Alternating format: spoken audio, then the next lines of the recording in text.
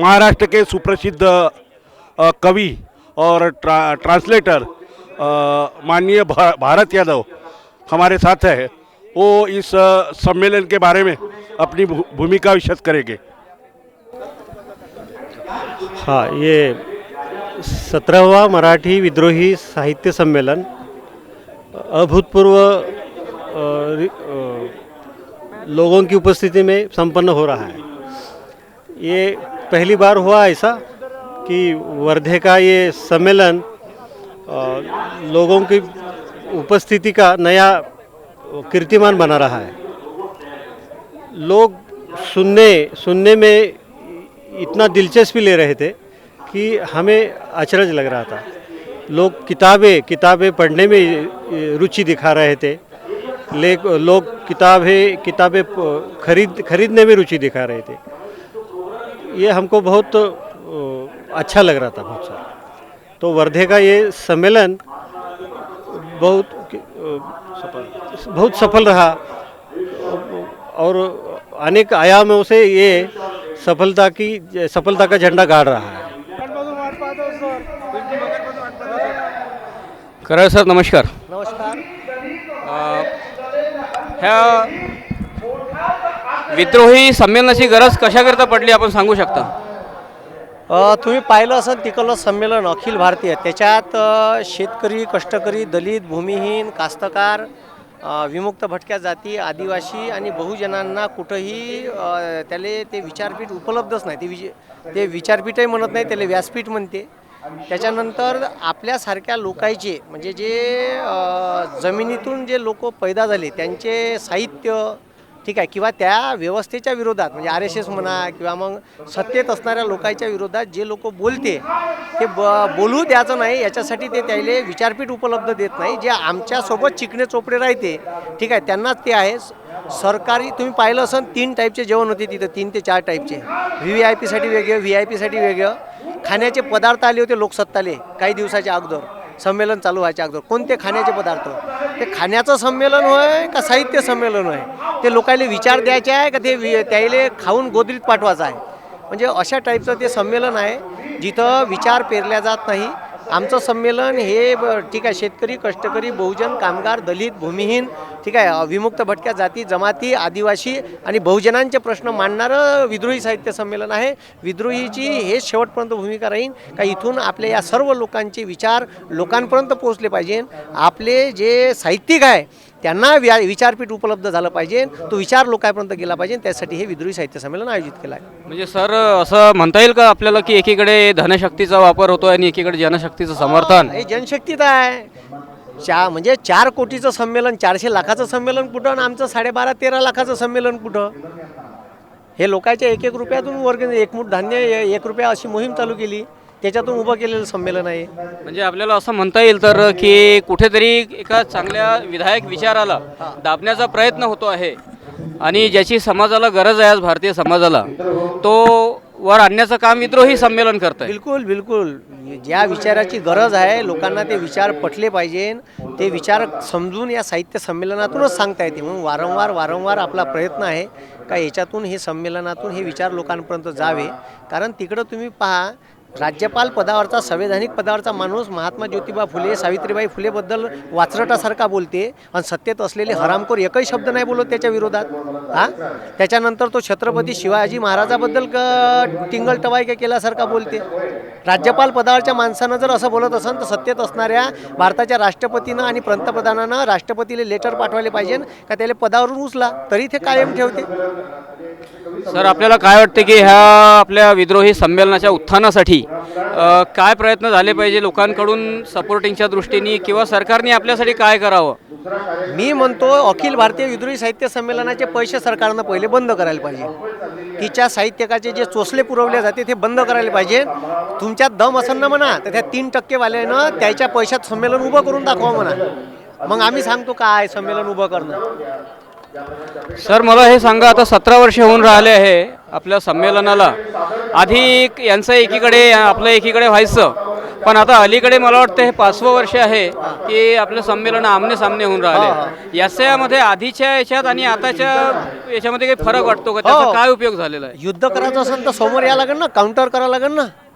त्यानं ब्राह्मणाच्या हातानं हे जमीन अपवित्र आहे म्हणून आम्ही पेंडॉलची ब्राह्मणाच्या हातानं पूजा करतो. अबे हे जमीन म्हणाले का तुले खाऊ घालून राहिली, एका दाण्याचे 1000 दाणे पैदा करून देऊन राहिली. ब्राह्मणाच्या मंत्रानं ते पूजनीय नाही होत किंवा ते पवित्र नाही होत. हे पहिलेच पवित्र आहे आणि ते आम्हाला ज्ञान पाजून सांगते का हे आम्ही पूजा करतो या जमिनीची, आम्ही यज्ञ करतो, आम्ही पूजापाठ करून तिला पवित्र करून राहिलो. ज्याच्यावर तू जगून राहिला एका दाण्याचे 1000 दाणे पैदा करून देऊन राहिली आणि ते अपवित्र आहे म्हणते. सर मला हे सांगा, आता आज शेवटचा दिवस आहे, आपल्याला आपल्या दृष्टिकोनातून काय वाटतं, हे कितपत सक्सेसफुल झालं आहे आपलं संमेलन की त्यांचं झालं आहे? हे मी नाही सांगणार, हे लोकायला विचारा तुम्ही. तुमच्यापाशी कॅमेरा आहे, माईक आहे, लोकायला विचारा, लोक सांगाल तुम्हाला. मी कसं सांगू, मी आयोजक आहे, मी चांगलंच म्हणेन. नाही, भरपूर गर्दी आहे ते दिसत प्रतिक्रिया आहे. घ्या. आम्हाला आपल्याकडून थोडंसं ऐकायचं होतं. लोकांच्या प्रतिक्रिया घ्या ना, तेव्हा कळेल ना तुम्हाला. मी तर म्हणेन चांगलंच झालं. आपलं पोरगं कोणाला चांगलंच वाटते. सर ठीक आहे, आपण आम्हाला वेळ दिला आवाज इंडियाला आणि आपलं मत व्यक्त केलं त्याबद्दल आवाज इंडिया चॅनलतर्फे आपले धन्यवाद.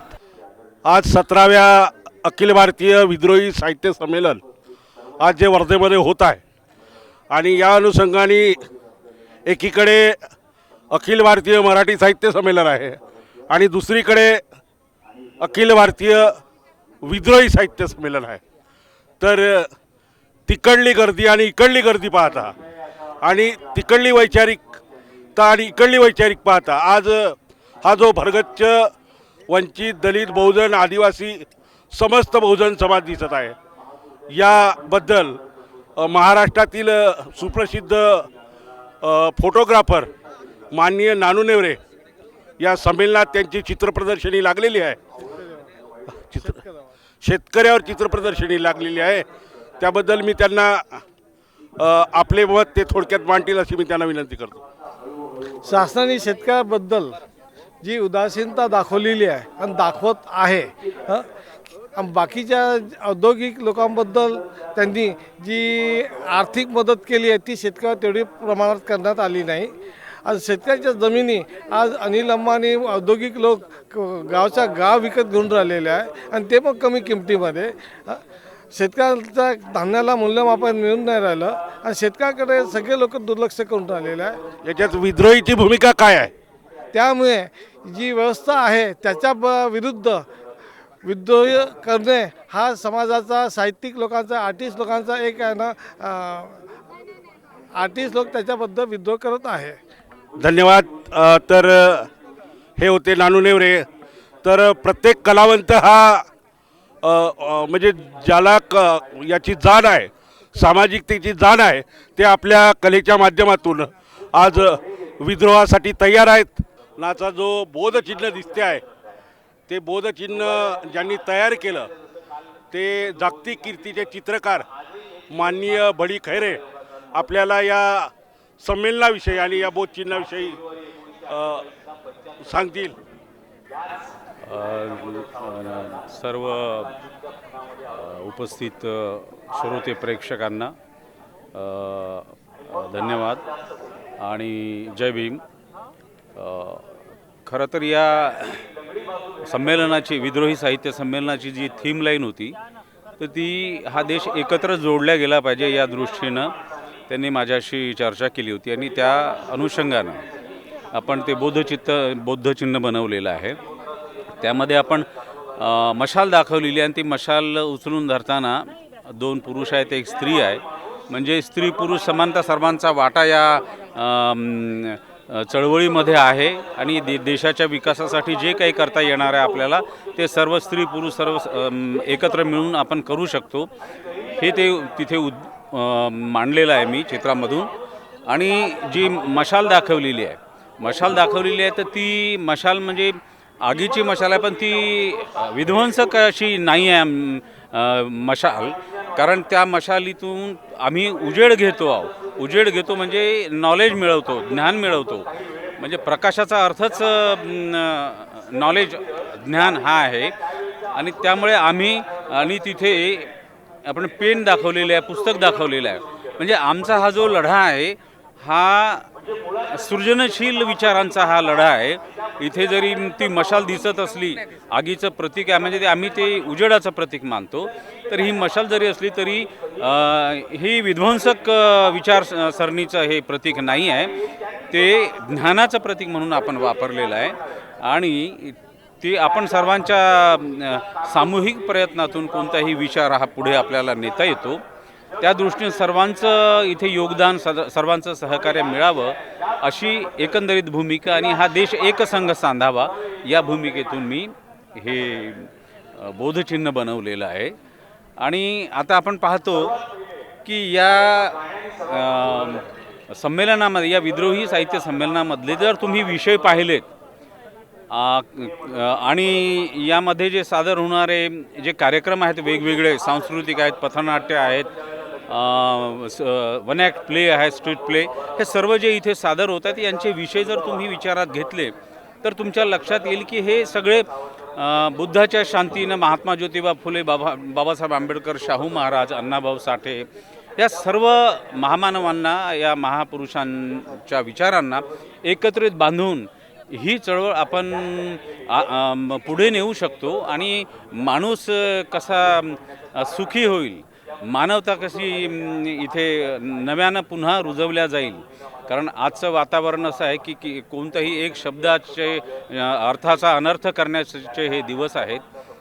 तुम्हाला जे चळवळीत राबणारे लोक आहेत त्यांना कुठे कसं वेगवेगळ्या अनुचित प्रकारात गुंतवायचं, कायद्याचे वेगवेगळे कलमं लावून हे असं चाललेल्या अशावेळी आम्ही सर्व मित्रमंडळी, आपण सर्व मिळून विधायक मार्गानं जे संविधान आपण ज्याला प्रमाण मानतो, त्या संविधानाच्या प्रमाणतेला सिद्ध करण्यासाठी म्हणून आपण सर्वजण एकत्र आहोत. इथे प्रचंड उपस्थिती आहे या संमेलनामध्ये. या संमेलनामधल्या जे आमचे प्रमुख जे आहेत विद्रोही साहित्य चळवळीचे, किशोर ढमाले, हे मला इथं बोलले की आता संपूर्ण पेंडाल सभा मंचाच्या समोरचे जेवढ्याही खुर्च्या आहेत त्या सगळ्या भरलेल्या, एकही खुर्ची रिकामी नाही आणि बाकी प्रचंड लोक उभे राहून ऐकत आहेत. आणि इथे परत दुसरं एक संमेलन होत आहे की तुम्ही पाहत असाल, आम्ही ते काही तिकडे गेलो नाही, पण तुम्ही पाहत असाल वर्तमानपत्रात आणि दूरदर्शन चॅनलवरून, तर सगळ्या खुर्च्या खाली आहेत. मग इथे ज्या खुर्च्या आहेत तर त्या खुर्च्या आम्हाला कमी पडत आहेत. तर बिछायतवाल्यांनी, किशोर ढमाले सांगत होते, बिछायतवाल्यांनी म्हटलं की आम्ही इथे तुम्हाला जिकडनं तिकडनं आणून 3000 खुर्च्या आम्ही इथं मांडलेल्या आहे आणि आता कुठेच खुर्च्या उपलब्ध नाही आहेत वर्धेमध्ये, त्याच्यामुळे आम्ही तुम्हाला खुर्च्या उपलब्ध करून देऊ शकत नाही. इतका मोठा प्रचंड प्रतिसाद या संमेलनाला आहे. आणि पलीकडच्या संमेलनामध्ये लोकांची वानवा आहे, ते सर्व खुर्च्या खाली दिसत आहेत. यावरून एक लक्षात येतं की आपण आता कोणत्या फसव्या विचारधारेला किंवा फसव्या विचारसरणीला मानणारे आता लोक ते मानणार नाहीत. आता लोक शहाणे होत चाललेले आहेत. पूर्वी जसं वेगवेगळ्या विचारधारेनं वेगवेगळे स्लोगन्स देऊन लोकांना भ्रमित केल्या जात होतं, आता खऱ्या अर्थानं इथे फुले आंबेडकर या विचारानं आणि संविधानाच्या विचारावरच सगळे नव्या मानवाची निर्मिती करता येईल, या हे आपला देश सुखी संपन्न करता येईल, मानवता इथे रुजेल, करुणा, मैत्री, बंधुभाव, ह्या सर्व गोष्टी संविधानानं दिलेल्या आपल्याला. आणि एवढं मोठं चांगलं आपल्याकडे खजाना असताना आपण आता भ्रमित होणार नाही, ह्या इथल्या जनतेला समजलेलं आहे. हळूहळू तो कोणताही विचार कसा ज्वालामुखीसारखा पेट घेत नाही, तो क्रमाक्रमानं प्रज्वलित होत जातो. आणि आम्ही आशावादी आहोत की हे जग सुंदर करण्यासाठी जे आपण सगळे मिळून प्रयत्न करत आहोत, एक दिवस आपल्याला ते फलित मिळेल आपल्याला. ओके, धन्यवाद. जय भीम. तर हे होते जागतिक कीर्तीचे चित्रकार बडी खैरे. त्यांनी आपल्याला या विद्रोही साहित्य संमेलनाबद्दल प्रतिक्रिया दिली. आपण आणखीन काही मान्यवर लोकांच्या प्रतिक्रिया घेणार आहोत. आज विद्रोही साहित्य संमेलन आहे आणि आत्ताच तुमचा एक पात्रीप्रयोग झाला, तर या विद्रोही साहित्य संमेलनाबद्दल आपलं मत काय? गर्दी ही पैसे देऊन जमत नसते, ती विचारानं एकत्र येते. जिथं विचार आहे, आचार आहे, सदाचार आहे, त्या ठिकाणी गर्दी जमा होते. या विद्रोही साहित्य संमेलनाला उपस्थित असलेला सगळा प्रेक्षक वर्ग एकदा तुम्ही पहा, म्हणजे तुमच्या लक्षात येईल सुज्ञास सांगणे न लगे. या संमेलन हे जे संमेलन होत आहे याबद्दल तुमची भूमिका काय आहे आणि तुम्हाला काय वाटते या संमेलनाबद्दल? संमेलनाच्या संयोजकांनी मला पहिल्यांदाच संधी दिली आणि मी 3 तारखेपासून हे संमेलन बघतोय. एकीकडे रिकाम्या खुर्च्या आणि दुसरीकडे बसण्यासाठी खुर्च्या नाहीत. यावरून महाराष्ट्रातल्या वैचारिक क्रांती करणाऱ्या फुले आंबेडकरी साहित्यावर विश्वास ठेवणाऱ्या समग्र साहित्यिकांनी ही बाब समजून घ्यावी, एवढंच मला या विद्रोही साहित्य संमेलनाच्या निमित्तानं नम्रपणे सुचवावंसं वाटतंय. हे होते प्राध्यापक विलास भोवरे. आपण त्यांची प्रतिक्रिया ऐकली. धन्यवाद. तर माझ्यासोबत आहेत विद्रोही साहित्य संमेलनाचे मुख्य संयोजक आणि विद्रोहीचे संघटक माननीय ढबाले सर. मी आवाज इंडिया चॅनलकडून खिमराज भोयर डायरेक्ट ढबाले सरांना प्रश्न करतो की हे जे विद्रोही साहित्य संमेलन होत आहे यामागची आपली भूमिका काय आहे? विद्रोही साहित्य संमेलन हा कष्टकरी, शेतकरी, दलित, आदिवासी, बहुजन जनतेचा साहित्य संस्कृतीच्या क्षेत्रातला आवाज आहे. महात्मा फुलेंनी मराठी ग्रंथकार सभेला पत्र लिहिलं होतं आणि सांगितलं होतं की आमचे ग्रंथकार तयार होतील तेव्हा आमच्या ग्रंथकार सभा आम्ही भरू, स्वाभिमानानं भरू. आणि म्हणूनच आज महात्मा फुलेंचं स्वप्न साकार करण्यासाठी आणि फुले शाहू आंबेडकरी विचार जनतेमध्ये रुजवण्यासाठी, समतेचे साहित्य आणि संस्कृती निर्माण करण्यासाठी विद्रोही साहित्य संमेलनाचं आयोजन केलं जातं. हे 17वं विद्रोही साहित्य संमेलन आहे महाराष्ट्राच्या भूमीतलं. मीडियामधून किंवा प्रस्थापित लोकांकडून असा आरोप केला जात आहे की जिथे अखिल भारतीय मराठी साहित्य संमेलन होत आहे तिथेच विद्रोही साहित्य संमेलन का होते? हा विरोध म्हणजे ही विरोधाची भूमिका आहे काय? नेमकं काय भूमिका आहे आपली? आम्ही पाठीत खंजीर खुपसणारे लोक नाही आहेत. आम्ही सरळ सरळ आवाज देणारे लोक आहोत.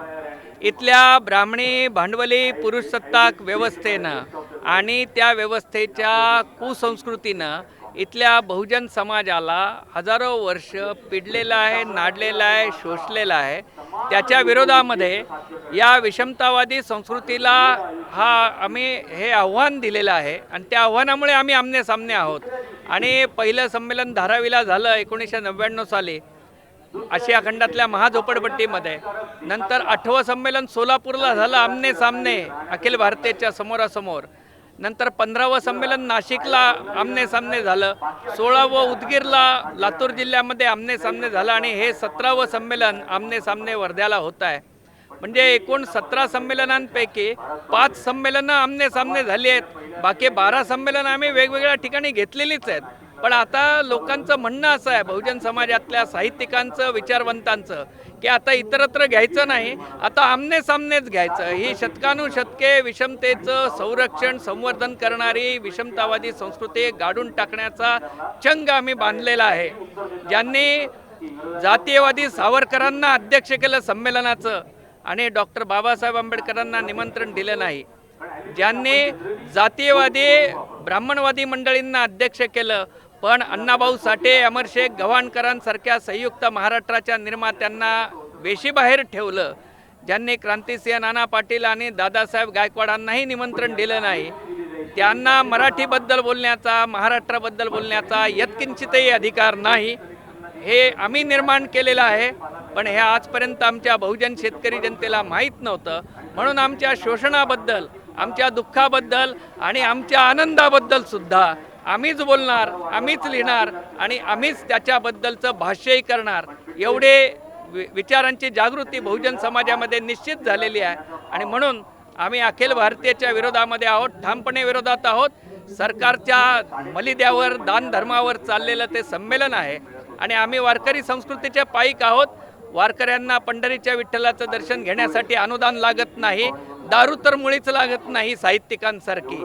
आणि त्याचबरोबर दीक्षाभूमीवर येणाऱ्या बाबासाहेबांच्या अनुयायांना कुठल्याही प्रकारचं अनुदान लागत नाही. मग या साहित्यिकांनाच हे चोचले कशासाठी, 2-2 कोटी रुपयाचं अनुदान कशासाठी, सरकारनं त्यांचं अनुदान बंद करावं अशी आमची भूमिका आहे. आणि जनतेच्या पैशातून, जनतेच्या सहभागातून मुठभर धान्य आणि 1 रुपया विद्रोहीसाठी यातनं हे संमेलन उभं राहिलेलं आहे आणि अशाच पद्धतीनं जनतेचा आवाज उंचावत जाणार आहे. म्हणजे नेमकं आपल्याला असं म्हणायचं आहे का की तिकडे जे अखिल भारतीय मराठी साहित्य संमेलन होत आहे तिकडे पैशाचा महापूर सुरू आहे, उधळपट्टी सुरू आहे, असा आपला काहीचा सूर आहे का? नाही, ते पैशाची उधळपट्टीच आहे. तिथं साहित्यिकांचे चोचले पुरवले जात आहेत. उच्च जातीय, उच्चवर्गीय, पुरुषसत्ताक साहित्यिकांचे चोचले पुरवणारी ती यंत्रणा आहे.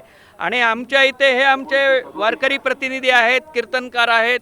या ठिकाणी डॉक्टर बाबासाहेब आंबेडकरांचे विचार मांडणारे आमच्या भगिनी आहेत, भाऊ आहेत. महात्मा फुलेंचा सत्यशोधक वारसा चालवणारे आमचे प्रवचनकार आणि प्रबोधनकार आहेत. हे सगळे प्रबोधनकारांचे, प्रवचनकारांचे बहुजन समाजातली टीम आहे. आता हे सर्व विकसित होत चाललेलं आहे. ते साहित्यिक हे पोटभरू आहेत. पेशवाईमध्ये रमणा दिला जायचा ब्राह्मणांसाठी, वरगळ्यानं पेशवे दक्षिणा द्यायचे. आणि हे आधुनिक पेशवे जे मुंबईमध्ये बसलेले आहेत हे वरगळ्यानं ब्राह्मण साहित्यिकांना दक्षिणा देत आहेत. ते दक्षिणेवर चालणारं साहित्य संमेलन आहे आणि हे जनतेच्या जीवावर चालणारं साहित्य संमेलन आहे. 12 पानी कार्यक्रम पत्रिका आहे विद्रोही साहित्य संमेलनाची. अखिल भारतीय साहित्य संमेलन 96 वर्षाच्या इतिहासात एवढी मोठी कार्यक्रम पत्रिका नव्हती. विद्रोहीच्या कार्यक्रम पत्रिकेमध्ये 250 पेक्षा जास्त लोकांचा सहभाग कार्यक्रम पत्रिकेमध्येच आहे. त्या व्यतिरिक्त 16 विषयांवरती गटचर्चा झालेली आहे आणि जवळजवळ 200 लोक त्या गटचर्चांमध्ये सहभागी होऊन बोललेले आहेत. तेव्हा केवळ ऐकायला नाही तर बोलायला या, हे जे आवाहन विद्रोहीने केलं त्याचा परिणाम झाला. दुसरी महत्त्वाची गोष्ट, बहुजन समाजातले कलावंत शिल्पकार विकास सरोदे त्यांनी महात्मा फुलेंचा पूर्णाकृती पुतळा बनवलेला आहे. ते महात्मा फुलेंचा पुतळा घेऊन या ठिकाणी आलेले आहेत. त्यांनी लेखणीची तोफ बनवलेली आहे. ज्या लेखणीच्या तोफेची मिरवणूक आपण वर्धा शहरातनं काढलेली आहे. त्याचबरोबर या ठिकाणी ख्यातनाम चित्रकार बळी खैरे यांचं चित्रकाव्य प्रदर्शन आहे. त्याचबरोबर गणेशजी वानखडे यांचं व्यंगचित्र प्रदर्शन आहे. त्याचबरोबर राजानंद सुरडकरांचं औरंगाबादच्या त्यांचं चित्रकाव्य प्रदर्शन आहे. आणि जगप्रसिद्ध छायाचित्रकार नानू नेवरे यांचं माझा शेतकरी हे शेतकरी आत्महत्येवरचं छायाचित्र प्रदर्शन हे या ठिकाणी आहे. ही आमच्या दृष्टीनं अत्यंत अभिमानाची गोष्ट आहे की जगभर नावाजलेले छायाचित्रकार नानू नेवरेंसारखे, जगभर नावाजलेले विकास सरोदेंसारखे शिल्पकार हे आपली कला घेऊन कोणत्याही प्रकारचं मानधन न मागता स्वखर्चानं इथं येतात आणि हजारो लोकांच्या समोर ज्या जनतेसाठी त्यांनी कला निर्माण केलेली आहे त्या जनतेला ते समजावून सांगतात, त्या जनतेशी संवाद करतात. हेच विद्रोहीचं काम आहे. आजपर्यंत यांनी आमच्या कलावंतांना, साहित्यिकांना दाबून ठेवलं, त्यांच्या अभिव्यक्तीची कोंडी केली. आता अभिव्यक्तीचं हा समुद्र हा फुटलेला आहे. फुले शाहू बाबासाहेबांचा विचार घेऊन हा समुद्र पुढे जाणार आहे. आणि याच्यामध्ये अखिल भारतीयासारख्या छुटपुटच्या संस्था, संघटना आहेत ज्या सरकारी खजिन्यावर आणि ब्राह्मणी विचारांवर तरलेल्या आहेत, त्या बुडल्याशिवाय राहणार नाहीत. हे आमचं म्हणणं आहे, ही आमची भूमिका आहे. या संमेलनावर असा आरोपही होत आहे की हे संमेलन नक्षलवाद्यांचं आहे, आतंकवाद्यांचं आहे. आपली काय भूमिका आहे? आम्ही संविधानाला मानणारे लोक आहोत. आज नाशिकमध्ये 15वं विद्रोही साहित्य संमेलन झालं. हे संविधान सन्मानार्थ झालेलं साहित्य संमेलन होतं. अखिल भारतीयवाल्यांनी असा संविधानाचा सन्मान केल्याचं उदाहरण दाखवावं. गांधींच्या भूमीमध्ये सुद्धा अखिल भारतीयवाल्यांनी गोडसेचा निषेध केलेला नाही. त्यांचे ठराव काढून बघा. तेव्हा गोडसेवाद्यांचं, सावरकरवाद्यांसारख्या दहशतवाद्यांना पाठिंबा देणाऱ्यांचं संमेलन जे आहे त्या संमेलनाला सोडायचं आणि आम्हाला काहीतरी दहशतवादी, नक्षलवादी ठरवायचं आहे, हे आता जास्त झालेलं आहे. आमचं म्हणणं असं आहे की आम्ही संविधानवादी आहोत. फुले शाहू बाबासाहेबांनी, गांधींनी हा देश उभा केलेला आहे आणि आमच्याच बापाने हा देश उभा केलेला आहे, तेव्हा या देशामध्ये उपरे ठरवण्याचं तुमचे कारस्थानं जी आहेत ती आता बहुजन समाज ओळखून चुकलेला आहे. त्याच्यामुळे अशा प्रकारचे आरोप हे आम्हाला अमान्य आहेत. आम्ही संविधानावर विश्वास ठेवणारे लोक आहोत. लोकशाही, स्वातंत्र्य, समता, बंधुता आणि धर्मनिरपेक्षता याच्यावरती आमचा विश्वास आहे, श्रद्धा आहे. या मूल्यांसाठी आम्ही जीवाचं रान करणारे लोक आहोत. तर मित्रांनो, हे होते किशोर ढमाले सर, विद्रोहीचे मुख्य संयोजक. हे आहेत आत्ताच आपल्यासोबत जे आपले परखड विचार मांडलेले माननीय किशोर ढमाले सर आणि सोबतच त्यांचे धर्मकीर्ती महाराज सावंत हे आपल्याला या संमेलनाबद्दल आपली भूमिका सांगतील अशी. ढमाले साहेबांनी सांगितल्याप्रमाणे अत्यंत योग्य आहे. हे संमेलन सर्वहारा गोरगरीब कष्टकऱ्यांचं आहे. इथे तुम्हाला 18 पगड जातीचे लोक दिसतील आणि सगळ्यांना खुलं विचारपीठ आहे. मुळात या संमेलनाने आवाहन केलेलं आहे की इथे ऐकण्यासाठी नाही, बोलण्यासाठी या. त्यामुळे हे बोलायला लावणारं संमेलन आहे. त्या संमेलनातला आणखीन एक महत्त्वाचा संताप येणारी घटना तुम्हाला सांगतो. मराठी साहित्य संमेलनाच्या सगळ्या कमानीला त्यांनी त्यांच्या ब्राह्मणवादी लेखक साहित्यिकांची नावं दिलीत. एका ग्रंथ दालनाच्या महाद्वाराला त्यांनी बाबासाहेबांचं नाव दिल्याचं फक्त जाहीर केले. खाली एका कोपऱ्यात लिहिले की वरच्या कमानीचं नाव डॉक्टर बाबासाहेब आंबेडकरांचं आहे, पण वर जागा असताना सुद्धा कमानीला बाबासाहेबांचं नाव दिलं नाही. मग नुसतं कागदोपत्री जाहीर करणं, कुठल्या तरी कोपऱ्यात वरच्या कमानीचं नाव बाबासाहेबांचं आहे असं सांगणं महाजातीयवाद आहे, हा ब्राह्मणवाद आहे. तिथल्या कमानीला त्यांनी जागा असूनही बाबासाहेबांचं नाव देणं हे आजही आमच्या बहुजनांच्या महापुरुषांना वेशी बाहेरच ठेवतात, हीन लेखतात. हे असे ते जातीयवादी लोक आहेत. तिथल्या 17ची पत्रिका बघा. या त्यांच्या पत्रिकेमध्ये सगळे उच्च जातवर्गीयांची नाव आहेत, सगळे ब्राह्मणवाद्यांची नाव आहेत. आमच्याकडे बघा तृतीय पंथीयांच्या पासून कीर्तनकार प्रवचनकार पर्यंत किंवा एखाद्या गोर गरीब कष्टकरी भटके मुक्त आदिवाशांच्या पासून सर्व जाती धर्मपंथीयांच्या लोकांना इथे स्टेज मिळतं. इथे लहान मुलांचे इव्हेंट होतात, कार्यक्रम होतात. असं हे सर्व व्यापक आहे. त्यामुळे या साहित्य संमेलनाला मी एक कीर्तनकार म्हणून महाराष्ट्रातल्या सगळ्या वारकरी कष्टकरी जनतेला आवाहन करेल की या साहित्य संमेलनाचा आस्वाद घ्यावा आणि ब्राह्मणवाद्यांच्या साहित्य संमेलनाचा जाहीर निषेध केला पाहिजे. या ठिकाणी सर्वांना जय भीम. मी प्राध्यापक Rupesh Narhari Karade, BB arts, NB commerce and BP science college Digras, जिल्हा यवतमाळ. मी मागील 2 दिवसापासून या 17व्या विद्रोही साहित्य संमेलनासाठी दिग्रसवरून आलेलो आहे. आणि या एकाच गावामध्ये 2 संमेलनं आहेत आणि या 2 संमेलनातला फरक माझ्या नाही तर सर्वच जनतेच्या लक्षात येत आहे की आताच बोलल्याप्रमाणे की 10 कोटीची आता फडणवीस साहेब त्या संमेलनात येऊन गेले आणि तिथं मी होतो. तर 10 कोटीची घोषणा त्यांनी केलेली आहे. 10 कोटींची घोषणा करताना त्यांनी संमेलनात 10 कोटी म्हणजे हा शासकीय निधी, म्हणजे हा तुमचा आमचा जनतेचा निधी आहे, हा त्यांनी जाहीर घोषणा केलेली आहे. म्हणजेच काय तर ही सगळी पैशांची उधळपट्टी आहे आणि शेतकऱ्याला, सामान्य वर्गाला, बेरोजगाराला यामधून न्याय मिळणार नाही. आणि हे जे साहित्य संमेलन इथे उभे ठाकलेले आहे किंवा होऊ घातलेले आहे आणि संपन्न होत आहे, अतिशय थाटामध्ये, अतिशय दिमागामध्ये साहित्य संमेलन संपन्न होत आहे.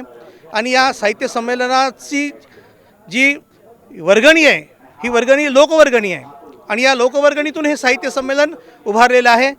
माझ्यासारख्या सामान्य प्राध्यापकाने किंवा शिक्षकाने 1000-2000 रुपये असे देऊन गोळा करून ही वर्गणी गोळा करून इथे हे सगळं साहित्य संमेलन इथे निर्माण झालेलं आहे. आणि हे अतिशय पोटतिडकीने आणि मनापासूनचं विद्रोही विचार किंवा आंबेडकरवादी विचार किंवा बहुजनवादी विचार, बुद्धवादी विचार या संमेलनाच्या माध्यमातून सामान्य जनतेमध्ये पेरण्याचा हा अतिशय सातत्यपूर्ण आणि सफल असा प्रयोग आहे. मी संपूर्ण किशोर ढमाले साहेब असोत की चोपडे साहेब असोत, या सर्वांना शुभेच्छा देतो, अभिनंदन करतो. त्यांनी हा अतिशय महत्त्वाचा विडा इथे उचलून हा संपूर्ण संमेलन अतिशय थाटात पार पाडलेला आहे. धन्यवाद. जय भीम. महाराष्ट्रातील सुप्रसिद्ध कवी संजय गोडगाठे, कष्टकऱ्यांचे कवी, कामगारांचे कवी अशी त्यांची ओळख आहे. तर ते या विद्रोही साहित्य संमेलनाबद्दल आपले 2 शब्द व्यक्त करतील. 17वे विद्रोही अखिल भारतीय विद्रोही मराठी साहित्य संमेलन हे वर्धेमध्ये होत आहे. आणि महत्त्वाचं म्हणजे लोकवर्गणीतून होत आहे, लोकांच्या सहभागातून होत आहे, लोकांनी दिलेल्या श्रमाच्या, घामाच्या, कष्टाच्या पैशातून हे संमेलन होत आहे. त्यामुळे इथं लोकांचा जमघट आहे, रसिक आहेत, कवी आहेत, लेखक आहेत, सर्व थरातील लोक आहेत. जातीपंथाचा, जातीभेदाचा, धर्माचा इथे काहीही मुद्दा नाही. इथे फक्त माणुसकी आणि अन्यायाविरुद्ध एल्गार आणि विद्रोह एवढ्याच विषयाला घेऊन हे संमेलन होत आहे. राहिलं अखिल भारतीय साहित्य संमेलनाची गोष्ट, तर तो आमचा विषय असूनही नसल्यासारखा आहे. आम्ही तो मानतच नाही, कारण की आमचा विद्रोह हा मानवतेसाठी आहे, माणुसकीसाठी आहे, सत्यासाठी आहे आणि सत्याचा नेहमीच विजय होतो आणि होत राहील. माझ्याकडून शुभेच्छा. एक चित्रपट निर्माते युवा कवी नागेश वाहुरवाघ, ज्यांचे सध्या 3-4 चित्रपट प्रदर्शनाच्या मार्गावर आहेत. आपण त्यांच्याशी विद्रोही साहित्य संमेलनाबद्दल त्यांची काय भूमिका आहे आपण सर्वांना जय भीम.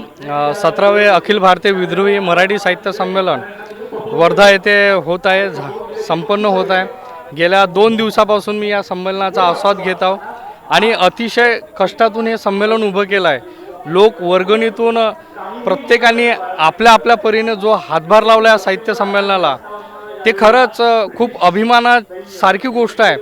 आणि विशेष म्हणजे की भरगच्च लोकांचा प्रतिसाद या साहित्य संमेलनाला आहे.